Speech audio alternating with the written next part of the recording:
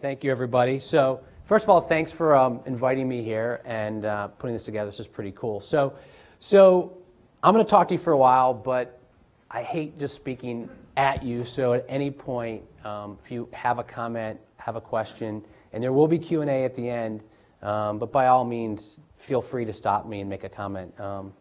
I like the back and forth, so please speak up. So today, what I want to talk to you guys about are two things. The first being my story of how I started Aware, because it's what led me to where I am now in sort of the second phase of my life, which is positive entrepreneurship. So I want to start with what Michael was talking about, which is how I started my company. And to back it up a bit,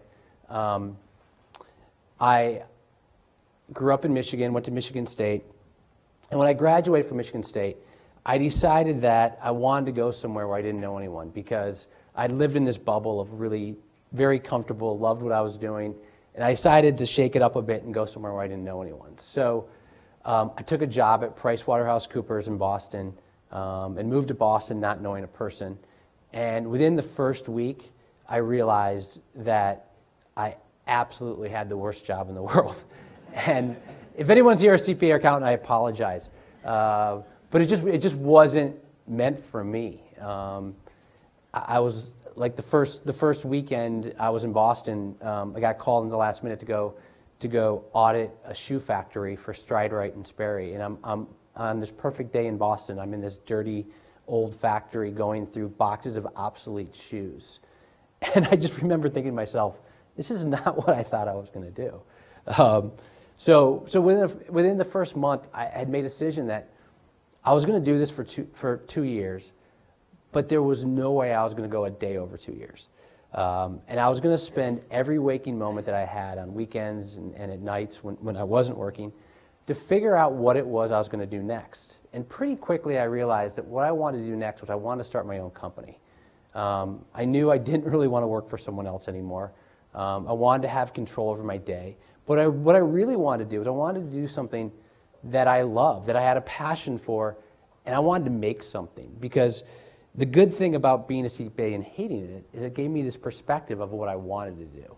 And I wanted to make a product that you could feel and touch, that hopefully people cared about and made a difference in people's lives. And I knew I wasn't, going to do something, cure cancer, for instance, but I figured I could find something that I was good at, that I liked doing, and that other people might like. And so with that, I really worked hard, came up with a bunch of business plans. I'd walk around Boston. I'd go to the Patagonia store on Newbury Street, my favorite stores, walk in there, go to Tower Records down the street. Everyone here ever go to a Tower Records? I mean, the good old days, right? Like all the music you could find. In Boston, there was one that was 3 or 4 stories. And I used to love to go walk in there and just wander, and I'd lose myself and talk about flow. I would just walk in the door and lose all sense of who I was and how much I hated my job. And I would just walk around in there. So fast forward a bit, we're about 3 months from my 2-year deadline. I still don't know what I'm going to do, but I know that no matter what happens, I'm out of there. I mean, if I have to live in my parents' basement, I'm doing it, because I knew I couldn't spend another waking moment doing what I was doing. And once again, not ripping on being a CPA, but it just wasn't what I wanted. So the one thing that I loved, and the one thing that I did do when I lived in Boston, was I made mixtapes of my favorite unsigned bands, and I'd send them out to all my friends. And because I grew up ski racing, I had a really good network of people. And I had friends that I grew up with in the Midwest.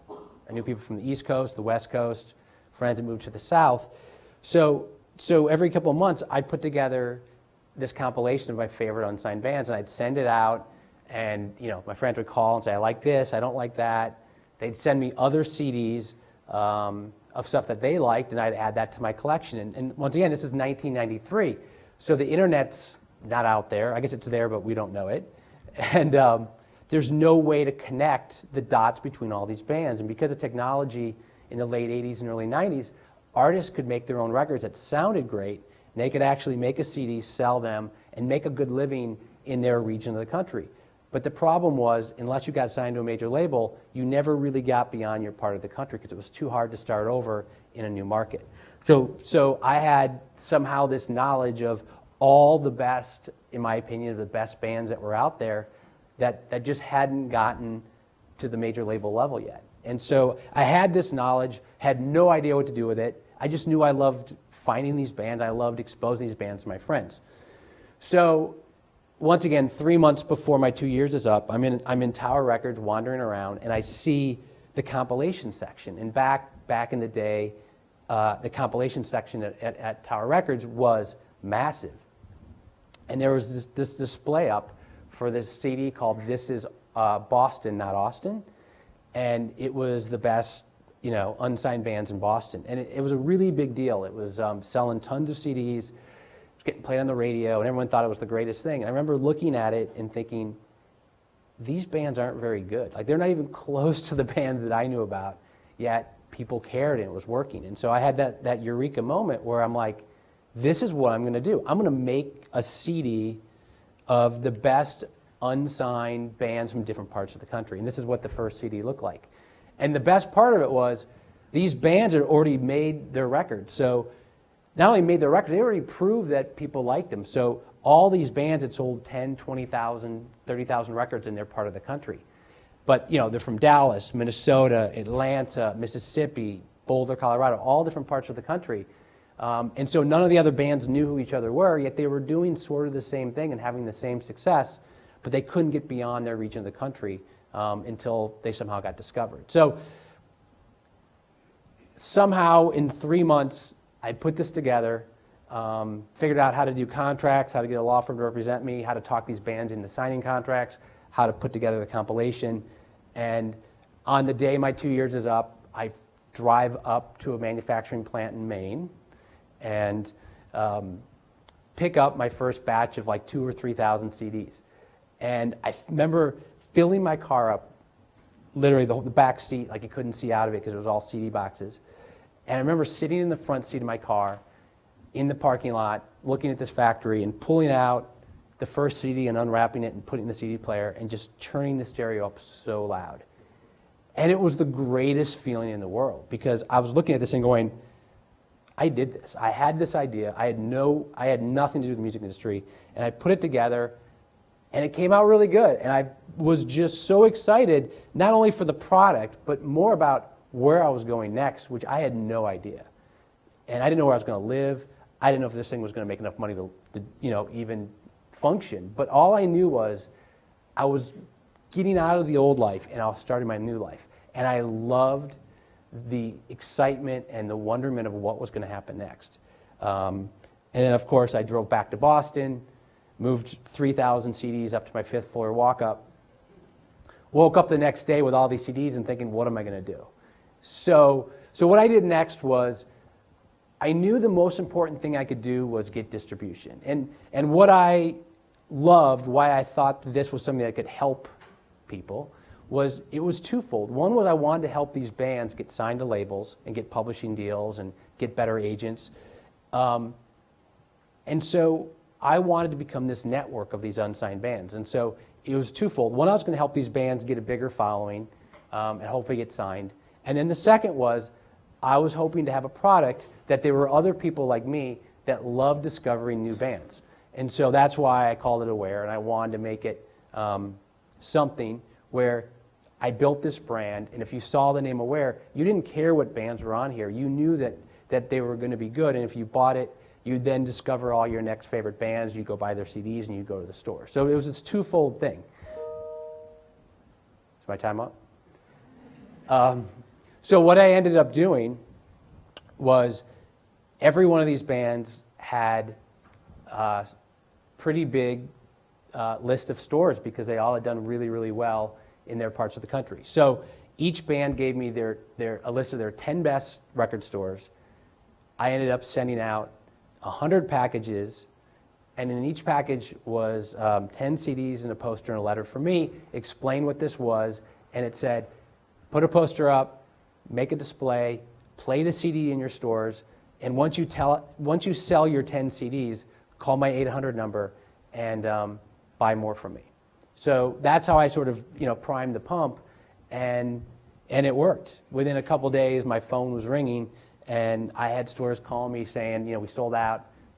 I need a couple hundred CDs. And it ended up taking off so quickly that I ended up getting national distribution within 2 weeks, and ended up selling 30,000 of these the first year, which is a pretty big number for something that no one knew about, especially me that didn't know anything about the business. And in turn, I ended up moving to Vail, Colorado to coach for the ski team for a year, because I ski coached my whole life too. And in turn, learned more about how to do this. And because the first one did so well, other bands found out about this, and now they were calling me wanting to be on it. And I was building up a good reputation of this guy that could find bands. And so fast forward a year later, I put out the second compilation as I start business school at Northwestern at Kellogg. And I'm still just a one-man band putting these CDs through distribution. It's working. And I put this one out, and my world turned upside down, because what happened was all the labels, all the A&R people were waiting for this one to come out. When I put this one out, 10 out of 12 of the bands got signed within a couple months, including Hootie and the Blowfish. The little blurb is the Verve Pipe. They sold 1 million records. Vertical Horizon sold 1 million records. Better Than Ezra sold 1 million records. Edwin McCain sold 1 million records. This is actually a duet with Dave Matthews, because Dave's manager wouldn't give me Dave, even though he wasn't signed yet. So this thing just exploded. I sold 30,000 records in the first month. And by the way, I'm starting full-time business school at the same time. So my life was a little crazy. And all the labels are calling me. People are offering me jobs. They want to buy my company. And for the most part, I just said, hey, I'm good. I'm doing what I want. I'm creative. I'm making these compilations. I'm helping these artists. I'm getting people sending, I had little bounce back cards. I have people sending me bounce back cards saying how great these CDs are. And the whole package was based on what I was into. The back, the back of the first CD was Telluride. The back of this one's Nantucket, places I like to go. There were stories inside about how I quit my job and stopped wearing a suit, even though I put this on today, and started wearing sandals. And so people identified with what I was doing, which I think helped it too. My whole values and culture of what I was into, I think help these become big. So, make a long story short, by the time I graduated from Kellogg, I had 7 employees. I'd made a couple records, sold them to a couple labels, had a couple good successes in my 2 years. And by the time I graduated, I decided if I'm going to do this, if I'm going to be in the music industry, I need to really do this right, and I might as well try to figure this out, how to become bigger than this guy that makes compilations. So as I was graduating, I ended up doing a deal with Columbia Records, and because I had said no so many times to the labels, they basically came to me and said, what do you want? How can we work together? And I said, what I want is to stay independent. I want to stay in Chicago and keep doing what I'm doing, because I'm finding all these great bands. I don't want to change that, but what I want to change is that when I find great bands that I think can be big, I want to have a way to sign them to long-term deals and have a major label partner. So that was what we did with Columbia, and it worked out really well. These are probably the biggest records I put out, and we started with Train. And the cool thing about the first Train record was we put it out independently, and worked it for about 1.5 years, and put out the second single, a song called Meet Virginia, and the song started taking off. And by the way, we sold 112 CDs the first week. That was week 1. And 3 years later, we ended up selling over 1 million albums, and the band won a Grammy. So that one was a great story of just persistence and never giving up, and it's all I did for 3 years. And then the second band I signed was Five for Fighting.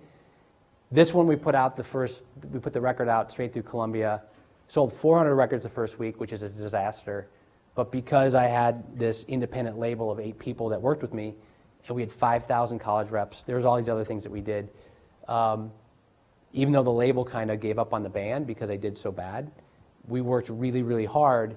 And again, about 1.5 years into working the record and building up their following, it took a while. We put out a second single, a song called Superman, that took off. The label got excited. We ended up selling 1 million albums. So first two artists I put out were complete grinds, but what was great, what I felt good about was, without being egotistical, I can tell you, those two bands wouldn't have gotten signed. Train was turned down by every label twice. Five for Fighting was turned down by everyone because they said he was too old. And I didn't care. I'm like, I love this music. I know how to get it exposed. We're going to make it happen. So those were the first two artists that I put out. We got to John Mayer. It was a lot easier because I had built this great grassroots system of getting music out there, and the internet was starting to happen to a point where it could really help expose bands. We put the Mayer record out. We had that perfect storm. We ended up selling 4 million albums. So long story short, had a really, really good run at Columbia with all these bands. Things were really good. Also starting to manage bands, managed The Fray, managed Matt Carney, managed all these bands. So now we'll fast forward to like 2009, 2010. I'm managing about 15 bands with my team, 5-6 bands signed to our label. And so professionally, things are amazing, and things are like going through the roof. But the problem is that I don't like what I'm doing anymore, because instead of being creative and feel like I'm helping people, all I'm doing is attempting to put out fires every day. And the fires were so big, I couldn't even put them out. I was just trying to take care of the biggest problem as they happened. And so instead of being passionate about the music business, I was getting not only burnt out, I just didn't enjoy it. And I was getting to this point where I was so busy and crazy that it was completely messing up my personal life. And by then, I was married, had 3 boys, and I had what I wanted in life, which was to have a great family that I could love and be there for. But of course, what happened? I wasn't there. I was either traveling, or when I was there, I was miserable and complaining and on the phone and email. And my ego and my drive just kept pushing to get bigger and bigger and bigger in the music industry. And all of a sudden, I was so I was so warped that I didn't like who I was. I'd look in the mirror and I was just like, who are you? This isn't the person I want to be. And luckily, I realized that, and I had an issue with one of my artists that snapped me back to reality. I got in a lawsuit with one of my artists over something that was very trivial, and it ended up waking me up and going, what are you doing? What do you want? What do you want to be doing in the next 10 years? Do you want to be the biggest person in the music industry and divorced and have your kids that hate you? Or do you want to figure this out? And how do you realign your life to figure this out? So one day at lunch, I wandered off because I was sick of answering phone calls. And I went into a bookstore and I found this book on this thing called positive psychology and started reading it. And it's kind of common sense, but it's all backed by this research. And I started thinking about some of the stuff I read, and it ended up changing my perspective of where I was and where I wanted to go. And I made a decision that instead of keep doing what I was doing in the music industry, I wanted to slow my life back down, get back in control of my life, figure out how to get back to that moment when I first put out the compilations, and I loved what I was doing. I woke up every day excited, and that everything I did felt right. It was just a natural extension of who I was. And I wanted to get back to that. So started reading about positive psychology, started talking to my wife and saying, I think what I want to do going forward is I want to teach. I want to reach more people. I want to figure out how to help people have the life they want and have the best life they can have. And how can I help them get to that level? And how do I change what I'm doing? How do I let go of being this guy in the music industry, which was kind of hard. And the way I did it was I just said, I'm going to make sort of a clean break. And so I ended up going back to school a couple years ago and getting a master's in positive psychology under Martin Seligman, who's a co-founder of positive psychology, along with where Michael went to school with, I can't say his name as well. Cheek sent me hi. And so I went back to Penn, spent a year getting a master's, and while I was doing that, I wanted to figure out what to do with it, more than just making it a personal thing of how to have the best life. How can I apply it to business? And from that, I had to do a 30-page research paper, and I wrote it on this thing called positive entrepreneurship, which is how do you, through a business you start or through the job you have, how do you make a life where you're professionally successful and you're personally happy. And that's what I kind of came up with. And that's actually what I now teach at Northwestern, try to spread it to people. And it's basically sort of has three tenets. The first is positive psychology, which is as a person, personally, how do you have the highest level of well-being possible? And what things can you look at with your mindset and the way you live your life? How can you figure out how to be happy? And how can you aim for a successful life? So you don't have a midlife crisis like I did. How do you figure out that as your life is going, how do you aim to make sure when you're in your 30s and 40s, you're actually where you want to be? So you don't have to right the ship like I had to. And then the second piece is entrepreneurship, which is pretty self-explanatory, which is basically the way the world is today. If you don't attempt to be an entrepreneur, I think you're selling yourself short, because the world is so great right now. With the digital world and the internet, it's like if you don't try to be an entrepreneur, you at least have to try it once. If you don't like it, go work for someone else that has the same values and some of the same culture of what you want to do. But I think entrepreneurship is the best way to living the life that's, to have the highest level possible. And then the third piece is conscious capitalism, which is basically, it's not just profits. You have to have profits to have a sustainable company, but it's also about the stakeholders, the employees, the customers, the suppliers, your employees, and especially your community. How do you make sure that everyone stays in a good place while you're making money? That's the way to be long-term sustainable. So that's sort of the pieces of positive entrepreneurship. And the goal is to have profits and meaning for you and your company. So it's ended up being a very fun thing that I've been kind of building and creating.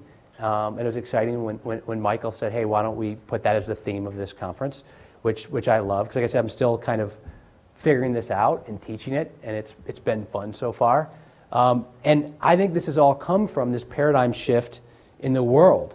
And when I graduated from business school, how long ago was it now? 18 years ago, most of the people in my class were out to figure out how to have a career where they could make a lot of money, hopefully have some power, and conquer the universe.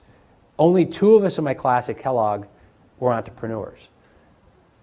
Now at Kellogg, I would say 30 or 40% are trying to be entrepreneurs. Probably 20% come out of school being entrepreneurs.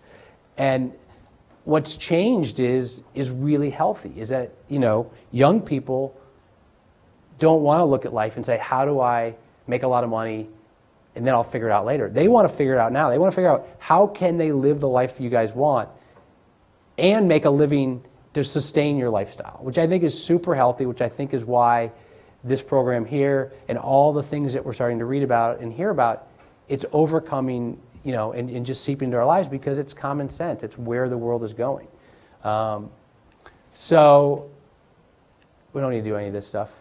So my final thoughts are these are my advice for you guys. It's start or work for a company that you feel a passion for and is your true calling in life. And it's really easy to say that. It takes a lot of work. It's a lot harder to do this than just take a job that you like.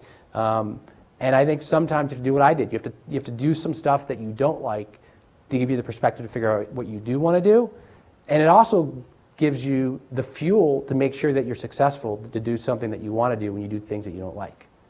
And the second piece, which I think is the most important, is you have to nurture and cultivate the relationships with your family and really make sure you're taking care of them. Because at the end of the day, when you're 80, 90 years old, you're not going to worry about your material possessions. It's cliche, but it's true. Like you are going to, if you're dying happy because you're surrounded by family and people that you've touched and people that you've helped make better lives. And to me, that's really, really what this world's about. So that's what positive entrepreneurship is about. Thank you. Yeah. So we're going to open it up for questions. I'm going to grab a microphone over here, and if one of you would grab the microphone over there and just sort of be ready, we'll pass it around. Questions for Gregg? Go ahead. Okay. I have an interesting question. Uh-oh. Speaking of paradigm shifts, somebody just pointed out that there aren't platinum records anymore because nobody's buying Except for records. Taylor Swift this week. Except for Taylor Swift, exactly. If you take that away, that's the only why record it this came year. up. And, Yeah. then there's this whole thing about her taking herself out Of Spotify. Out of Spotify. So, as someone who's in this industry, where is it going, and how are your artists now going to make a living? Well, it's partly why I don't have many artists anymore, because I think it's gotten really, really tough. Taylor Swift's a good example. The middle class is gone. You have the hot. You have the people killing it, like the Taylor Swifts. You have no one in the middle, and then you have a bunch of artists actually making a living because it's easy to get direct. But I think you're asking me as far as what's the music industry going to do? They don't know. It's kind of scary right now. And what's happened this year, while you're reading about this stuff, is that iTunes is actually, even though physical sales have been going down every year, but digital sales have kept afloat enough that it's actually been okay. But what's happened now is the subscription services have gotten so good, and they're about ready to get even better. Google's going all out. Apple bought Beats. There's about ready to be even better subscription services than even Spotify, but Spotify's great. If you have Spotify, you don't need to buy a record ever for the rest of your life. And so I think what's happened in the last year is all of a sudden people just figured out I don't need to go buy the songs. I have everything I want. And so that's what's hitting right now, and the labels are starting to freak out because, without getting too deep into it, I don't want to get too deep in that part, but the bottom line is what's happening is even digital sales are now going down for the first time, and everyone's freaking out because we don't make that much money on subscription. And the other problem is a lot of people, I have 3 boys, they watch most of their music through YouTube videos. We make nothing. It's like pennies, it's like slices of slices. So that's a big problem if that's where people are consuming music. So you have to, if you are an artist, you have to be a good touring artist and figure out how to make monies in different places, because you're not going to make money on the record side. Sirius XM? For which side? And how it impact or potentially could impact, the artist development and platforms with subscription base. So here's what's good. Sirius XM, which no one thought was going to make it, is 20-something million subscribers.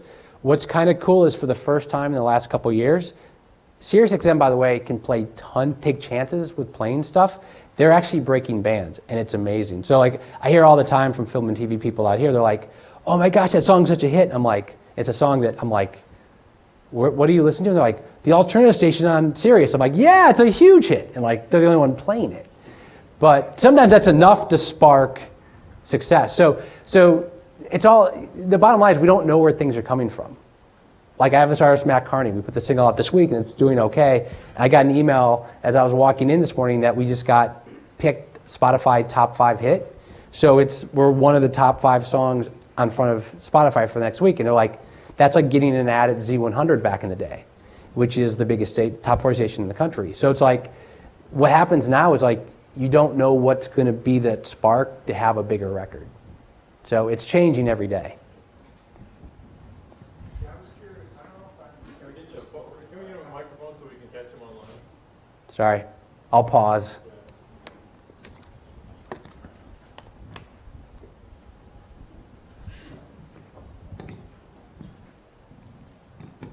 But who has the next question? So we get the mic to you, by the way. Just raise your hand and then he can. Okay. All right, thank you. I was just curious, I don't know if I missed it in your story, how you, with your background, suddenly were able to successfully apply to be a professor at Northwestern. Can you? Well, I'm an adjunct professor at this Yeah. point. So how was I able to figure that out? Yeah, it's impressive. Thank you. So it tenacity and persistence. Because I went to Kellogg and I live close to Northwestern, I just started volunteering, saying whoever needs someone to lecture, Entrepreneurship Club. I mean, I've spoken there more than probably anyone in the last 3 years, and so through that persistence, I was able to teach a class, the undergrad. I'm now teaching a class for grad. So it's just been being a jack of all trades, and because I live close, I mentor probably any student that emails me from Kellogg, I go and meet them at a coffee shop and talk about their business ideas. So it's been just doing it and starting to build a reputation as someone that helps the people. And so that's just sort of how it's worked. It kind of snowballs and you meet this person and that person. So I can talk to you more offline too if you want. But here, let's go right there since the microphone's right there.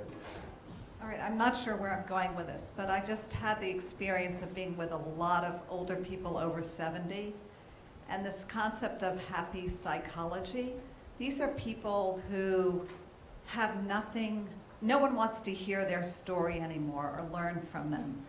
And I'm aware in this room, where are the older generation and how are we learning from them and allowing them to have their moment to Right. keep giving back the way you talked about mentoring. Right. And can you talk about some models of integrating the older generation back into this new, exciting SEER concept? You know what? I don't know how I can answer that, but the only thing I'd see as a barrier is that, you know, I talk to my grandparents who are older than that, like they don't understand this because they're too close to the Depression. And that's, by the way, flipping that, I'm not answering your question, but the part of the reason I see this becoming, you know, the people wanting meaning and you know, in what they do is the farther we get away from people that lived through the Depression in our generations, the more safety net we have, the less fear we have that we can't eat and have somewhere to live. So my parents wanted to have a great job that made money. I want a great job that made money that I hopefully liked. My kids just want to like their job. So I'm not sure if people in their 70s and 80s can understand this concept, to be honest with you. I think they can understand the concept of it, but I think they're closer to the, hey, if you have a good job, you know, keep that good job. So I think the advice they'd give to young people would be, you can't like what you do, you know, all the time. Hopefully you can. So I'm not quite sure. Anybody else want to tackle that one? Michael, anybody? Michael's in his 70s. He can't understand it. So I think it's a tough one. I think it's education, and I can give them some books to read. That's what I would do. Next question. Do we have a microphone? Do you have a microphone? Okay, let's get the second microphone down here for Daryl. Yeah, you're good. I'm interested in what was your initial pitch to bands for your first compilation CD when you didn't have any credibility in the field? And it sounds like they were bands that, Had even something though they going were on. small market, were name recognizable, had a following, like might be apprehensive to sign a contract with you. So that's an interesting question. So the funny part of this is, by the way, they all had big lawyers. Could anyone get a lawyer for free? So they all had big lawyers, even though they weren't big yet.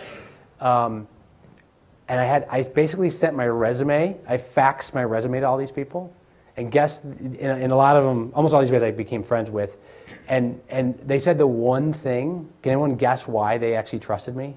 Anyone want to guess? I was a CPA.